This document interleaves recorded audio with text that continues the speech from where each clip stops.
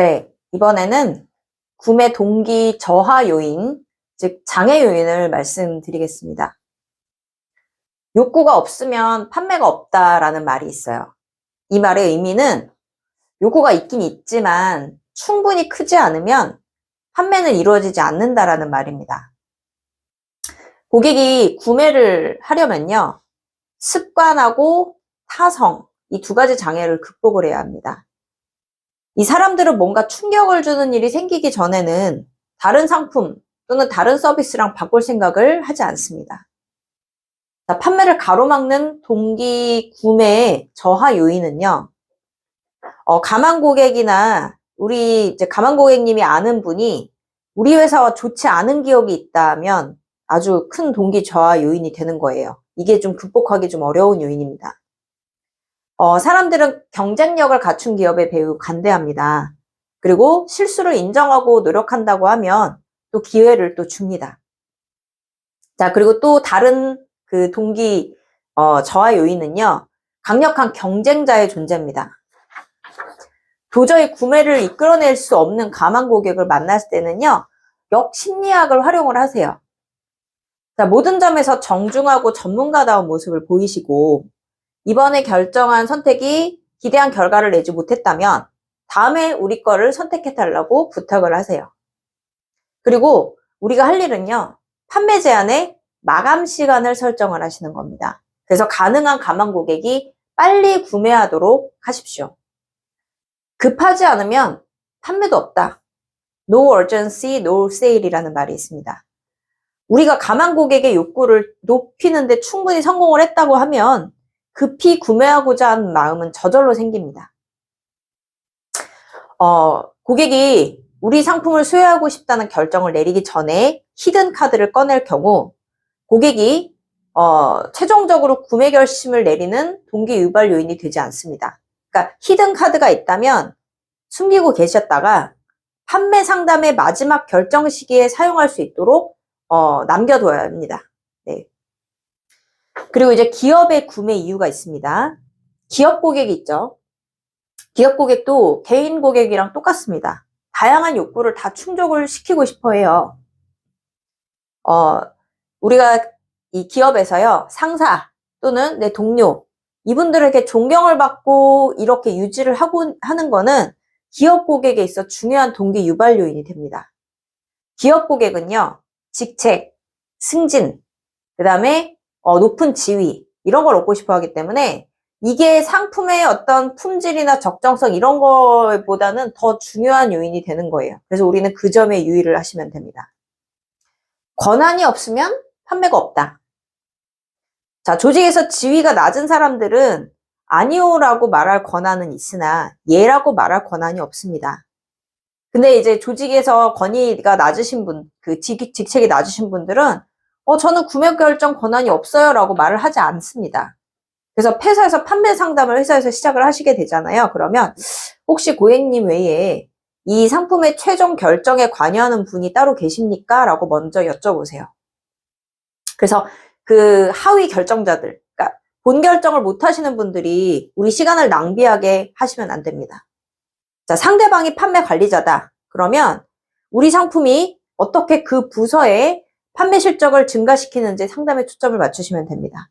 자, 기업 고객들은 내가 이 상품을 구매해서 회사에서 사용을 할 때 내가 어떤 느낌을 갖게 될까, 어떻게 사용할 수 있을까, 이렇게 상상하시면서 구매를 하시게 되는 겁니다. 자, 그리고 조직의 최상위 계층 경영진과 이야기할 경우가 있죠. 그들의 주요 관심사가 뭘까요? 이 조직 전체의 성공이에요. 그래서 주요 동기 유발 요인은요, 투자 수익률이 되는 겁니다. 우리 상품이 효율성 향상이나 비용 감소를 통해서 제품의 사용기간 내 구매 비용을 다 회수할 수 있다. 그리고 추가로 이익을 낼 수 있다. 이런 걸 보여주시는 겁니다. 우리의 목표는 뭐냐? 가망 고객의 고통을 제거해 주시고 욕구를 충족을 해주시고 가망 고객의 목표를 달성할 수 있도록 도와주는 게 저희 목표가 되어야 합니다.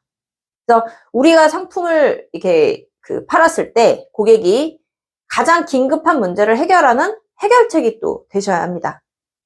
그래서 가망 고객이 가진 큰 가장 큰 구매 유발 요인을 빨리 찾아내서 이거를 강조해주고 구매를 가로막는 요인을 빨리빨리 하나하나 제거해 주시면 됩니다. 자, 가끔은 이 세일즈맨의 성품의 능력에 의해서 구매 결정이 이루어지기도 해요. 자, 고객은 몇 가지 점에서 세일즈맨의 확신을 필요로 하는데요. 세일즈맨의 외모, 뭐 논리적이며 프로다운 뭐 판매 제안, 뭐 그 외에 이제 부가적인 요소까지 세심하게 신경을 쓸 경우 고객은 확신을 하는 겁니다. 그래서 고객들은 만났을 때 불편한 감정이 드는 사람보다는 편안한 마음이 드는 분하고 구매를 하고 싶어 하는 거죠. 자, 그리고 고객의 구매 이유 단계인데요.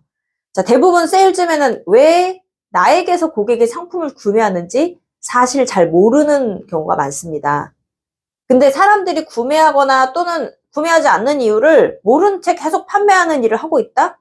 그거는 뭐하고 똑같냐면 내가 사격장이야. 그런데 총을 눈 감고 쏘는 거하고 똑같다는 겁니다. 굉장히 위험한 일이죠. 그러니까 우리가 내 자신에 대해서 시장 조사를 하셔야 합니다. 자, 최고의 전문가이기 때문에 그렇습니다. 그래서 내 자신에 대해서 시장 조사를 왜 하느냐. 기업들이 시장 조사를 하는 이유와 같은데요. 빠른 시간에 구매 결정을 내릴 수 있고 더 많은 상품을 구매할 고객이나 다른 잠재 고객을 열어 소개해 줄 수 있는 더 질 높은 고객들에게 시간을 투자하기 위해서 자기의 지금 판매하는 상태 이런 것들을 조사를 하시는 겁니다. 시장 조사 훈련에 대해서 말씀드릴 건데요. 자, 첫 번째 가장 최근에 구매한 고객 10명의 명단을 작성해 보세요. 그리고 그 다음 명단에 포함된 고객들에게 전화를 걸어 보세요. 그래서 고객님 한번 질문 드려볼게요. 저한테 구매하기로 결정한 이유를 혹시 말씀해 줄 수 있으신가요? 그리고 생각할 시간을 주시고 가망 고객이 말한 거를 적어 보세요. 그래서 그때 뭐 품질, 서비스, 가치, 가격, 평판 등 이렇게 체크를 하셔가지고 적어 보시는 겁니다. 그래서 이런 1차적인 동기 유발 요인과 또 2차 요인이 또 있겠죠. 즉 고객이 실제 구매한 감정적인 이유에 귀를 기울여 보셔야 합니다. 10명 정도와 인터뷰를 마쳤을 때는 그들의 답변에서 유사한 점을 발견을 할 겁니다. 자, 우리가 해야 될 일은 내가 판매하는 고객은 누구며 왜 구매하는지 명확하게 이해를 하시는 겁니다. 자, 고객을 명확하게 이해하면 앞으로 가망 고객이 어떤 분인지를 또 명확하게 찾아낼 수가 있고요. 그리고 초점을 맞춘 판매 프레젠테이션이 나오게 됩니다. 그래서 짧은 시간에 판매 성과가 크게 올라가는 겁니다. 그리고 시장조사 두 번째 이제 방법은요. 나에게 구매 안 하신 분, 그리고 경쟁자한테 다른 사람한테 그 상품을 구매한 고객이 또 10명 정도가 있겠죠. 그래서 전화를 해보세요. 그래서 질문을 던지세요. 당신은 왜 저에게 구매를 안 하셨을까요? 구매한 이유와 상대방에게 구매한 이유, 그다음에 나한테 왜 구매 안 했는지 이런 이유를 물어보시면 됩니다. 내가 고객한테 물어보는 걸 두려워하시면 안 됩니다. 그래서 내가 성공했던 이유와 실패했던 이유를 각각 고객에게 들어보는 거는 개선의 가장 큰 열쇠입니다.